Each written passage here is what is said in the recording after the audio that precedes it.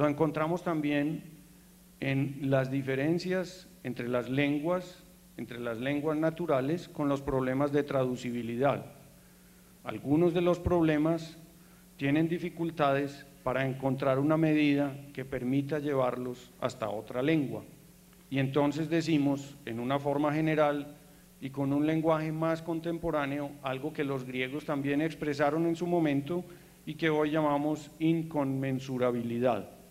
Es una palabra que parece un pequeño trabalenguas, pero lo que nos quiere decir es que no hay medida común para dos objetos, es decir, un problema de metro. De modo que el conocimiento, cuando se le llama a dar razón de sí mismo, tiene dificultades para explicarnos tanto la exhaustividad de la razón, que la razón pueda llegar hasta el fondo, como la exhaustividad de los sentidos.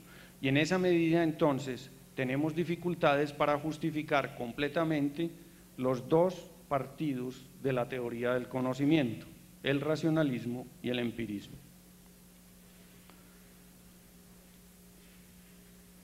En el siglo XVIII, un filósofo alemán, Manuel Kant, se propuso examinar la capacidad del conocimiento humano. Lo sometió a un juicio sobre sus alcances y llamó a ese proyecto filosofía crítica.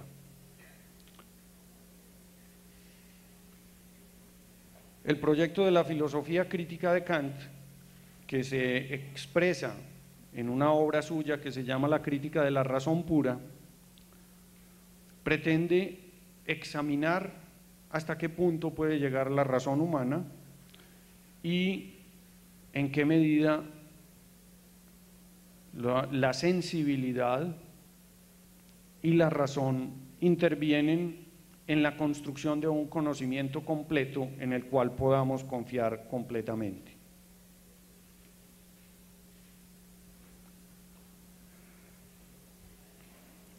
Las conclusiones de Kant en su obra lo llevaron a presentar con una imagen que para nosotros es lejana, pero para sus contemporáneos era mucho más cercana, sus planteamientos como la revolución copernicana. Copérnico fue aquel astrónomo que construyó un modelo en el cual el centro del universo no era la Tierra, y entonces el antiguo centro del universo se puso a girar alrededor de un centro nuevo que era el Sol. Copérnico construyó un sistema heliocéntrico y Kant decía que su revolución en la filosofía crítica era una revolución copernicana porque él había invertido la perspectiva.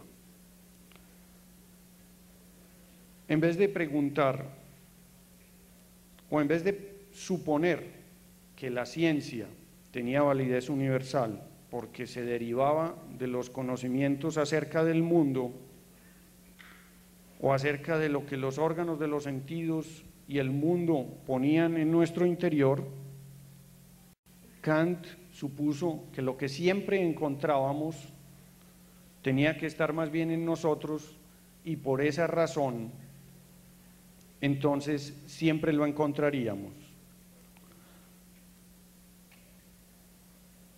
A esas estructuras del conocimiento, previas a todo conocimiento posible, Kant las llamó con términos latinos a priori, que quiere decir antes de la experiencia.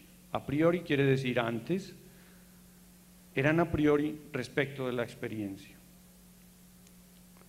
Y a lo que nosotros recibíamos de la experiencia lo llamó a posteriori. Para Kant, la ciencia se apoyaba en los a priori y por esa razón teníamos que encontrarlos siempre, a diferencia de los a posteriori, que eran eventuales y esporádicos. Kant explicó entonces una inversión de perspectiva en la cual las estructuras del conocimiento eran las que determinaban todo lo que nosotros conociéramos, en la misma forma en que si nosotros tenemos unos lentes de color, todo lo que nosotros veamos van a estar marcados por nuestras lentes de color.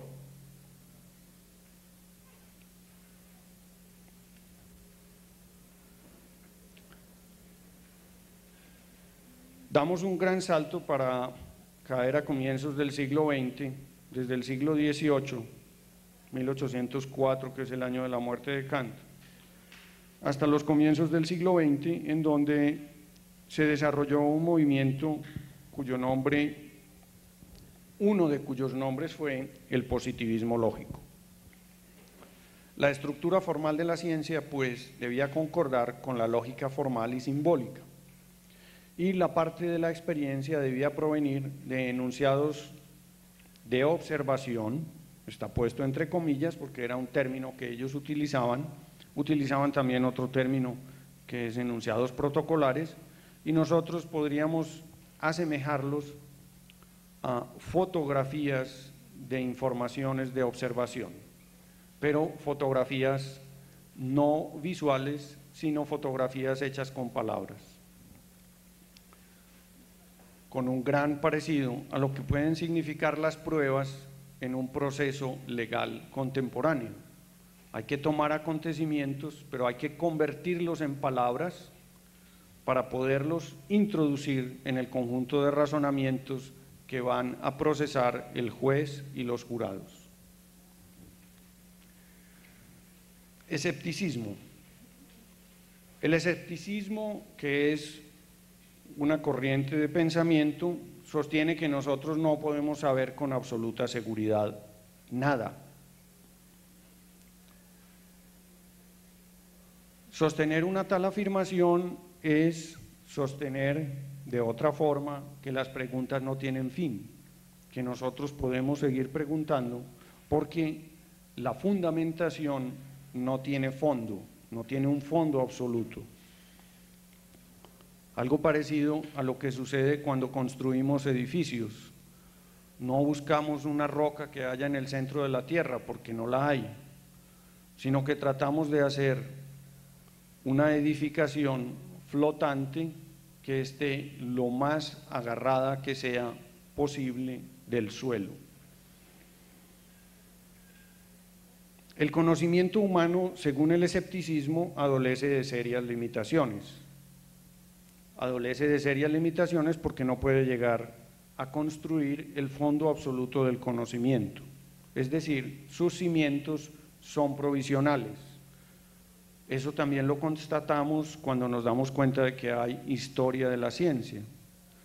La historia de la ciencia nos muestra cómo hemos cambiado en los conocimientos que tomamos como fundamentales o como fundamentos de otros conocimientos. Y eso nos quiere decir también que las preguntas resultan siendo en el proceso más importantes que las respuestas. A partir de ahí, los sueños de la razón, que consistirían en saberlo todo de una vez y para siempre, en la misma forma en que respecto de la experiencia personal y la experiencia moral, también querríamos que muchas otras situaciones fueran de una vez y para siempre. Los sueños de la razón se deshacen en las manos del hombre porque no pueden completarse definitivamente.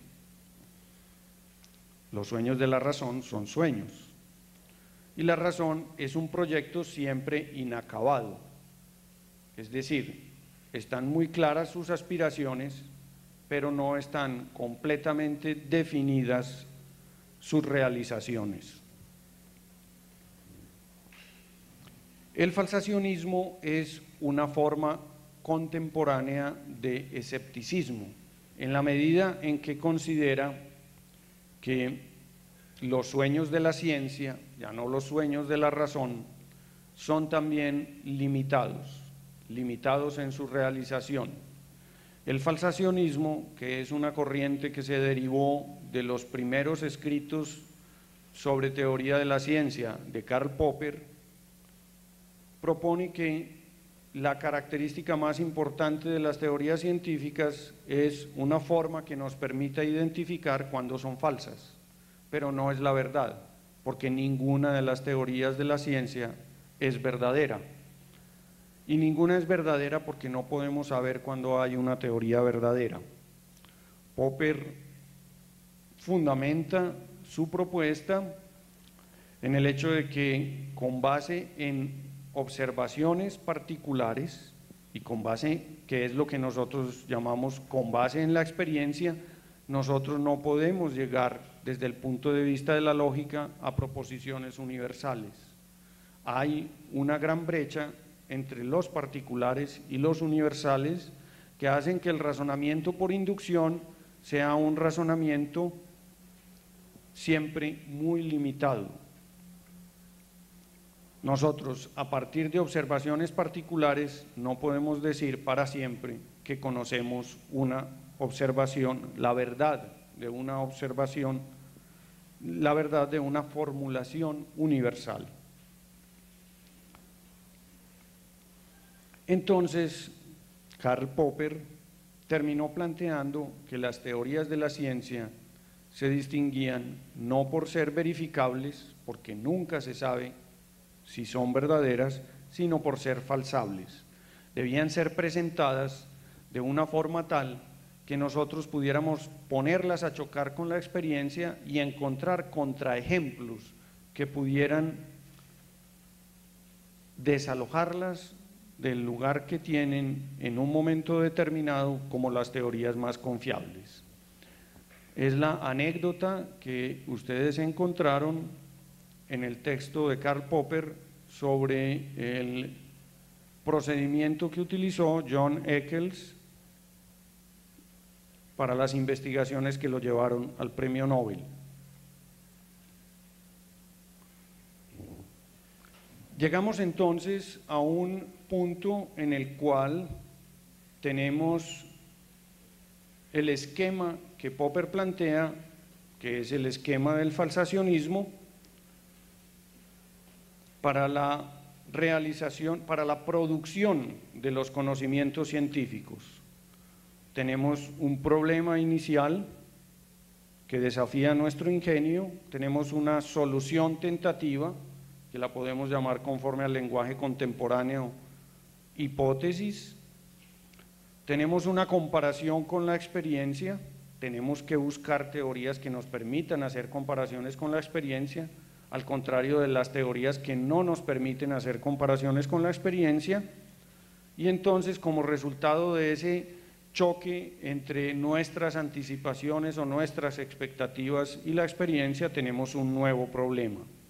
Popper formula eso también diciendo que vamos de problemas a problemas por ensayo y eliminación del error, pero por supuesto los problemas que son punto de llegada no son iguales a los problemas que son punto de partida. Si así fuera, estaríamos en un círculo vicioso. Popper dice entonces también, en una forma coherente con las otras afirmaciones que he presentado brevemente y que ustedes encuentran más detalladas en el texto, que todas las teorías científicas o que todas nuestras teorías científicas son conjeturas.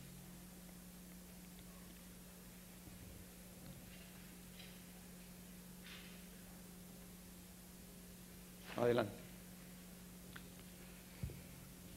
La actividad de comparar nuestras anticipaciones con la experiencia, Popper la llama contrastación.